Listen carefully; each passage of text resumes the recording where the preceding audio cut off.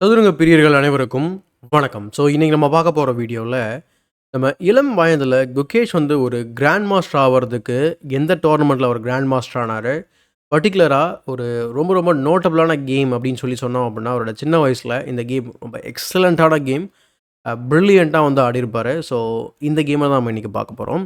So இந்த கேமுக்கு முன்னாடி அவரோட ரேட்டிங் நான் இங்கே வந்து போட்டிருக்கேன். 2497 இருக்கார்.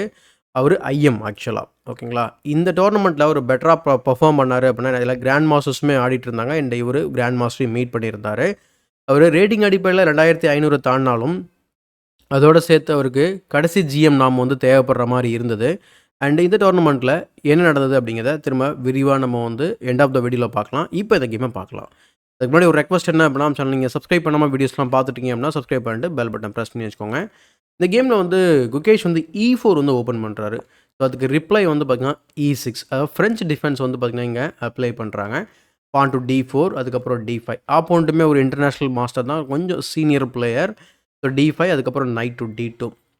இதை நம்ம வந்து தராஷ் வேரியேஷன் சொல்லுவாங்க. ரொம்ப இன்ட்ரெஸ்டிங்கான சாய்ஸ் ஆக்சுவலாக ஒயிட்டுக்கு. ஸோ பிஷப் E7 இதுவுமே வந்து பார்த்திங்கன்னா ரொம்ப காமனான மூவ் கிடையாது. ஜென்ரலாக வந்து பிளாக் என்ன பண்ணுவாங்க அப்படின்னா சென்டரை உடைக்க ட்ரை பண்ணுவாங்க. அதுக்கப்புறம் நம்ம D இன்ட்டு C5ஓ அல்லது வந்து E இன்ட்டு D5ஓ வந்து விளையாடுற மாதிரி இருக்கும். இந்த தராஷ் வேரியேஷன் இன்ட்ரெஸ்டிங்காக இருக்கிறதுக்கான காரணமே என்ன அப்படின்னா, சென்டரில் பானை விட்டுட்டு வேகமாக டெவலப்மெண்ட் பண்ணி இந்த பானை வந்து பின்னில் இருக்கிறத அட்வான்டேஜ் எடுத்துப்பாங்க. கேன்சல் பண்ணி ரூக் ஈவன் போட்டு ரொம்ப சுவாரஸ்யமாக போகும் இந்த லைன். ஸோ அதனால் இந்த மாதிரியான ஒரு டிஃப்ரெண்ட்டான ஓப்பனிங் வந்து ட்ரை பண்ணுறேன். பட் ஆனால் அவர் என்ன பண்ணிடுறாரு, ஆல் டுகெதராக வந்து பார்த்திங்கன்னா எல்லா தியரட்டிக்கல் ஐடியாவும் பிஷப் E7 மூலயமா மெயின் லைனை அவாய்ட் பண்ணுறாரு. ஸோ E5, ஸோ சென்டரில் ஸ்பேஸை ஏற்றுறாரு. ஸோ அதுக்கப்புறம் C5, ஸோ C3. இப்போ அந்த நைட் டு D2 வச்சதுனால உங்களுக்கு இருக்கக்கூடிய பெனிஃபிட் என்ன அப்படின்னா, C3ல நைட் இல்லாதனால நான் வந்து ஒரு சென்டர் பானை என்னோடய பான் மூலயமா சப்போர்ட் பண்ண முடியுது. ஸோ நைட் C6 ப்ரெஷரை பில்டப் பண்ணுறாரு. இங்கே பிஷப் D3 விளையாடுறாங்க. பிஷப் D3 எழுதினோடனே என்னங்க ஒரு பானை விடுறாருங்க குகேஷ், ஐஎம்மாக இருந்துட்டு இப்படி பண்ணலாமா அப்படின்னு நம்ம யோசனை பண்ணிங்க அப்படின்னா, பெரிய ஒரு ட்ராப் வந்து இங்கே செட்டப் பண்ணுறாரு. ஜஸ்ட்டு 6-7 மூலை. இன்ட்ரெஸ்டிங்காக 1500 பேர் இந்த ட்ராப்பில் ஆல்ரெடி விழுந்திருக்காங்க, ரொம்ப டாப் லெவலில். ஸோ C-takes D4, அதுக்கப்புறம் C-takes D4. இந்த பொசிஷனில் ஆப்போனண்ட் வந்து ஒரு ஐஎம் தான். ஸோ கண்டிப்பாக இந்த மாதிரி ட்ராப்பில் விழ வாய்ப்பு கிடையாது. ஸோ குயின் B6 போட்டு அதுக்கு ப்ரெஷரை இன்க்ரீஸ் பண்ணுறாரு. இன்கேஸ் நம்ம நைட் இன்ட்டு D4 விளையாடினா என்ன ஆகும் அப்படின்னு பார்க்கும்போது, குயின் டு G4. நம்ம G7ல அந்த பிஷப் E7 ஆடினார் பார்த்தீங்களா, அதை ஞாபகம் வச்சுக்கணும். நான் G7ல வீக்னஸ் இருக்குது. ஸோ 2 பீஸையுமே ஒரே டைமில் அட்டாக் பண்ணி டபுள் அட்டாக் கிரியேட் பண்ணி நம்ம வந்து பார்த்திங்கன்னா ரூக்கை வின் பண்ணிடலாம். சரி, வந்த வரைக்கும் லாபம் அப்படின்னு சொல்லிட்டு நம்ம நைட் இன்ட்டு E5 விளையாடணும் அப்படின்னா குயின் இன்ட்டு E5. ஏன்னா இந்த இடத்துல D3 செக்கோட வரும், அதனால் வெட்டி தான் ஆகணும். அதுக்கப்புறம் பிஷப் F6, குயின் E2 கேமை ஈஸியாக கண்டினியூ பண்ண முடியும். Winning position for white. So அதனால தான் என்ன பண்ணுறாரு, ஐஎம் வந்து பார்த்திங்கன்னா கிளியராக குயின் B6 விளையாடிட்டு நான் வந்து இப்போது இந்த ட்ராப் செட்டப் பண்ணுறேன் அப்படின்றாரு. வின் பண்ண போகிறேன்றாரு. பட் ரொம்ப அவசரப்பட வேண்டாம். நைட் DF3 இருக்குது, night H6, night to E2. சில பேருக்கு இந்த நைட்டை பார்த்த உடனே வெட்டணும்னு தோணும். வெட்டியும் விளையாடலாம். பட் ஆனால் பிஷப் பேரை நீங்கள் இவ்வளோ ஓப்பனிங்கில் கொடுக்குறது நல்லது கிடையாது. ஸ்ட்ராட்டஜிக்காக பிளாக் வந்து பெட்டர் ஆகிடும் ஒரு லாங் ரன்னில். நைட்டை E2ல டெவலப் பண்ணி D4க்கு இன்னமும் அதிகமான ஒரு கண்ட்ரோலை கொடுக்குறாரு. F6. இப்போ உன்னுடைய சென்டரை நான் உடைக்க போகிறேன்னு சொல்லிட்டு F6 விளையாடுறாரு. அதுக்கப்புறம் E இன்ட்டு F6க்கு அப்புறம் பிஷப் இன்ட்டு F6. அகெயின் வந்து ஒரு சுவாரஸ்யமான ஒரு இடம் கேமில். என்னென்னா திரும்ப D4க்கு மல்டிபிள் ப்ரெஷர் இருக்கிறத பார்க்க முடியும். 3 அட்டாக்கர் இருக்காங்க, 2 டிஃபெண்டர் தான் இருக்கிறாங்க. ஆனால் அதை கண்டுக்காமல் குகேஷ் வந்து கேன்சல் பண்ணிடுறாரு. அதே போல் இந்த நிலையிலுமே வந்து பார்த்திங்கன்னா பிஷப் இன்ட்டு H6 ரொம்ப இன்ட்ரெஸ்டிங்கான ஒரு மூவ் ஆக்சுவலாக ஒயிட்டுக்கு. காரணம் என்ன அப்படின்னா, G இன்ட்டு H6 விளையானதுக்கப்புறம் கேன்சல் பண்ணிடலாம். ரொம்ப க்ரீடியாக வந்து இப்போ ஒயிட் விளையாட ட்ரை பண்ணாங்க அப்படின்னா, பிளாக் விளையாட ட்ரை பண்ணாங்க அப்படின்னா, தென் நம்ம கேமிங்கை வின் பண்ணிடலாம். நம்மளால் அது வெட்ட முடியும் 2 டைமு. அவங்களால வந்து பார்த்திங்கன்னா 2வது டைம் வெட்ட முடியாது. காரணம் என்ன அப்படின்னா, இந்த மாதிரி டிப்பிக்கலான ஒரு ஃப்ரெஞ்ச் டிஃபென்ஸ் ட்ராப் இது. ஸோ இந்த மாதிரி குயினை வந்து வின் பண்ணிடலாம் டிஸ்கவரி மூலயமா. ஸோ அதனால் கேன்சல் பண்ணுறாரு. கேன்சல் பண்ணதுக்கப்புறம் நைட் F7. இன்னமும் அந்த பானை டச் பண்ண முடியலன்றதை அவரால் புரிஞ்சிக்க முடியுது. So night F7 விளையாடுறாரு. அதுக்கப்புறம் நைட் F4 போடுறாரு. இன்ஃபேக்ட் இந்த இடத்துல நம்ம அதிகப்படியான டிஃபெண்டர் தானங்க கொடுக்கணும். டிஃபென்ஸ் அதிகமாக தானே ஆட் பண்ணணும். என்னங்க ஒரு குகேஷ் வந்து டிஃபென்ஸை குறைச்சிக்கிட்டே போகிறாரு அப்படிங்கிறது ரொம்ப இன்ட்ரெஸ்டிங்காக இருக்கும் நமக்கு. Night into D4. அதுக்கப்புறம் அவரோட ஐடியா என்னன்னு பாருங்கள். Night to H5. நான் கேன்சல் பண்ணிட்டேன். இன்னும் நான் வந்து ஒரே ஒரு பீஸ் மட்டும்தான் டெவலப் பண்ணணும். குயினுக்குமே வந்து பார்த்திங்கன்னா எனக்கு 2 பக்கமும் டயகனல் வந்து ஆல்ரெடி ஆல்மோஸ்ட் ஓப்பனாக தான் இருக்குது. அப்போ நான் உங்கள் கிங்கை சென்டரில் இருக்கிறதுனால நான் வந்து அட்டாக் பண்ணுறதுக்கு ட்ரை பண்ண போகிறேன் அப்படிங்கிறது தான் அவரோட ஐடியா. ஸோ நைட்டு H5 வச்சதுக்கப்புறம் அவர் ஒரு பானை வின் பண்ணிட்டார் ஆக்சுவலாக. வின் பண்ணதுக்கப்புறம் குயின் டெவலப் ஆகுது. இப்போ அந்த F6ல டபுள் அட்டாக் இருக்கிறத பார்க்க முடியும் உங்களால. அதனால பிஷப் வந்து பார்த்தீங்கன்னா E5க்கு மூவ் பண்றாரு. பின்ன அதுக்கப்புறம் பிஷப் E3. வேணும்னா இந்த பானை கூட நீங்க வெட்டலாம் தாராளமா. ஆனா நான் வந்து என்ன பண்ண போறேன் அப்படின்னா, எனக்கு கிங்க மட்டும் குடுத்துருங்கன்னு சொல்லிட்டு அவரு ஸ்ட்ராங்கான ஒரு அட்டாக்க வந்து கிரியேட் பண்றதுக்கு ட்ரை பண்றாரு. எக்ஸாம்பிள் நம்ம ரொம்ப கிரீடியா போலாமா அப்படின்னு கேட்டீங்கன்னா, போகலாம். என்னன்னா பிஷப் C5க்கு அப்புறம் நீங்க இதுக்கப்புறம் கேஸ்லிங்க மறந்துட வேண்டியது தான்.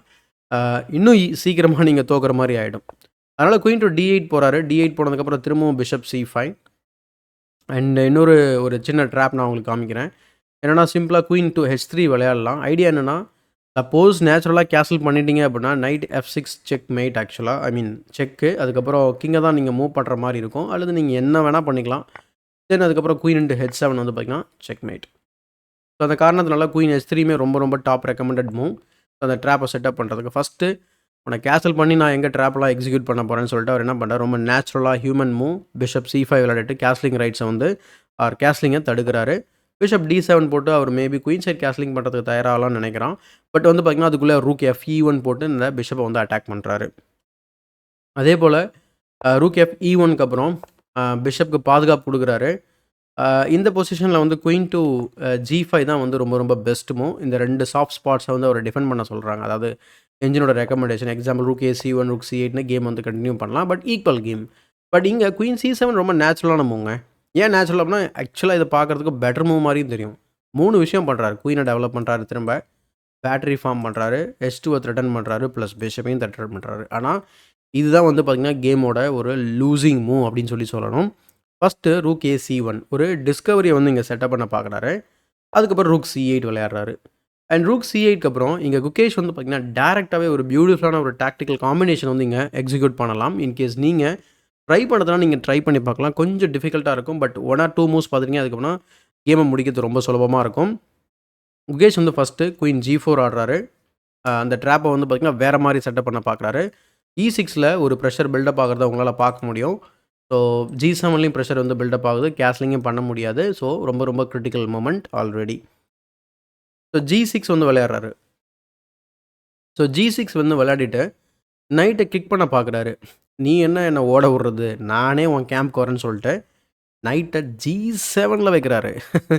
நைட்டு G7ல வச்சா பிரில்லியன்ட் மூவ். என்னடா அப்படின்னு சொல்லி பார்த்தா ஃப்ரீ பீஸ் ஆக்சுவலா. பிஷப்பாலே வெட்டலாம். இந்த பிஷப் தான் பிரச்சனை இருக்குன்னு நினச்சிட்டு இருக்கோம். ஆனால் நீங்கள் பிஷப்பால வெட்டினீங்கன்னா இந்த இடத்துல 20வது மூவ் நம்ம பார்த்துட்ருக்கோம். 6 மூவ் சூப்பராக கால்குலேட் பண்ணிட்டார் குகேஷ் ஆக்சுவலாக. So 6 moves calculation or 6 move combination ரொம்ப கஷ்டமான காம்பினேஷன் நான் சொல்ல மாட்டேன். ஏன்னா நம்ம வந்து இந்த மூவ் நீங்கள் பார்த்துருக்கீங்க, ஆல்மோஸ்ட் கெஸ் பண்ணியிருப்பீங்க. பட் டூரிங் த கேம் இதை பார்க்குறது பெரிய விஷயம். பிஷப் இன்ட்டு G7 அதுக்கப்புறம் ரூக் இன்ட்டு E6 வந்து செக் கொடுக்குறாரு. ஒரு rook sacrifice. First night sacrifice, அதுக்கப்புறம் ரூக் சாக்ரிஃபைஸ். இந்த இடத்துல ஒரு வெட்டல் ஆக்சுவலாக. வெட்டியிருந்தால் இன்னும் கொஞ்சம் வேகமாகவே செக்மேட் நடக்க வாய்ப்பு அதிகம். எக்ஸாம்பிள் நீங்கள் கிங் D8 போவீங்க. அதுக்கப்புறம் நம்ம வந்து பிஷப் E7ல் செக் கொடுக்க முடியும். ஐடியா என்னென்னா நீங்கள் குயினால் வெட்டும்போது இன்னும் ஃபாஸ்ட்டாகவே செக்மேட் பண்ணிட முடியும். ஸோ அந்த காரணத்தினால கிங்கையே அவர் மூவ் பண்ணுறாரு. அந்த சாக்ரிஃபைஸை அக்செப்ட் பண்ணல. பின் அதுக்கப்புறம் பிஷப் E7 செக்கு. இங்கே ஒரு டிஸ்கவரி வேறு கொடுத்துட்றாரு இங்கே. ஆனால் இன்னொரு விஷயத்தை நோட் பண்ணுங்கள். பேக் ரேங்க் இஷ்யூ கிடையாது. ஏன்னா பிஷப் F1 இருக்குது நமக்கு. ஸோ கிங் E8 வந்ததுக்கப்புறம் பிஷப்பை D6ல் போட்டு டிஸ்கவரி கொடுக்குறாரு. அந்த ரூக்கை வெட்டுங்கன்னு சொல்கிறாரு. பட் அவர் வெட்டுறதுக்கு பதில் கிங்கே மூவ் பண்ணுறாரு. அப்போ வந்து குயின் வந்து ட்ராப் ஆகிடுது. ட்ராப் ஆனதுக்கப்புறம் ரூக்கை ட்ரேட் பண்ணுறாரு. பட் இந்த பொசிஷனில் கிங் டேக் C7க்கு அப்புறம் அவர் குயின் F4 செக் கொடுத்து அந்த பின்லேருந்து வெளியில் போயிடுறாரு. அதே போல் இந்த இடத்துல இன்னொரு சந்தேகம் வரும். நம்ம ஏன் இந்த இடத்துல பிஷப் இன்ட்டு E6 ஆடக்கூடாதுன்னு சொல்லிட்டு. இது ரொம்ப மோசமான ஒரு வேரியேஷன் தான். ஏன்னா உங்களுக்கு 2 பீஸுமே திரும்ப கிடச்சிரும். ஸோ இந்த இம்பேலன்ஸ் ரொம்ப ஈஸியான ஒரு கன்வர்ஷனாக தான் இருக்கும். அதனால தான் பிளாக் பிளேயர் இங்கே என்ன பண்ணுறாரு அப்படின்னா கிங் இன்ட்டு C7 விளையாடுறாரு. பட் அதுக்கப்புறம் குயின் டு F4 செக் வச்சு அந்த பின்னிலிருந்து வெளியில் வர்றதுனால இந்த பொசிஷனில் இந்த ரூக்கம் அவருக்கு கிடைக்க போகிறது கிடையாது. அதனால இங்கேயே வந்து பார்த்தீங்கன்னாக்கா Dinesh K Sharma international master வந்து ரிசைன் பண்ணிடுறாரு. அண்ட் இந்த கேமை வந்து பார்த்தீங்கன்னா குகேஷ் வந்து வின் பண்ணிடுறாரு. ஸோ ஃபர்தராக வந்து இந்த கேம் எப்படி கண்டினியூ பண்ணலாம் அப்படின்னு கேட்டிங்கன்னா கிங் C8 போன பின்ன நீங்கள் ரூக் எடுத்து E7லையும் போடலாம். அல்லது நீங்கள் இந்த மாதிரி ஒரு பியூட்டிஃபுல்லான மூவும் விளையாடலாம். அது நம்மளுடைய விருப்பம் தான். இந்த இம்பேலன்ஸை பொறுத்த வரைக்கும் ஈஸியாக நம்ம வந்து கன்வெர்ட் பண்ணிட்டு போயிட்டே இருக்கலாம். ஸோ ரொம்ப கஷ்டமான ஒரு இது கிடையாது.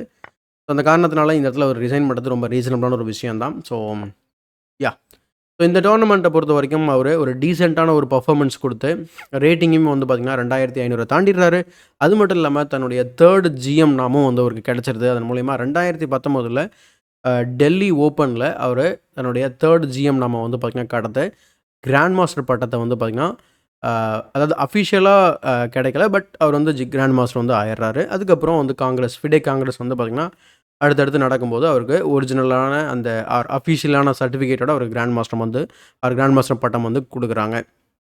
ஸோ இந்த மாதிரி ஒரு பியூட்டிஃபுல்லான கேம் வந்து பார்த்திங்கன்னா அவர் குட்டி வயசில் ஐஎம்ஆ இருக்கும்போது விளையாடி ஒரு கிராண்ட் மாஸ்டர் ஆயிருக்காரு. ஸோ கண்டிப்பாக இந்த வீடியோ உங்களுக்கு பிடிச்சிருக்குன்னு நினைக்கிறேன். இது போல் வேறு ஏதாவது நோட்டபிளான கேம் குகேஷோட கேம் உங்களுக்கு தெரிஞ்சிருந்தாக்கா நம்ம கமெண்ட் செக்ஷனில் பதிவு பண்ணுங்கள். அந்த வீடியோவை வந்து அந்த கேமை வந்து நான் வந்து உங்களுக்கு காமிக்கிறேன். ஸோ இந்த வீடியோ பிடிச்சா லைக் பண்ணுங்கள், மறக்காமல் மற்றவங்களுக்கு ஷேர் பண்ணுங்கள். இன்னும் நம்ம சேனலை சப்ஸ்கிரைப் பண்ணல அப்படின்னா சப்ஸ்கிரைப் பண்ணிட்டு பெல் பட்டனை ப்ரெஸ் பண்ணி வச்சுக்கோங்க.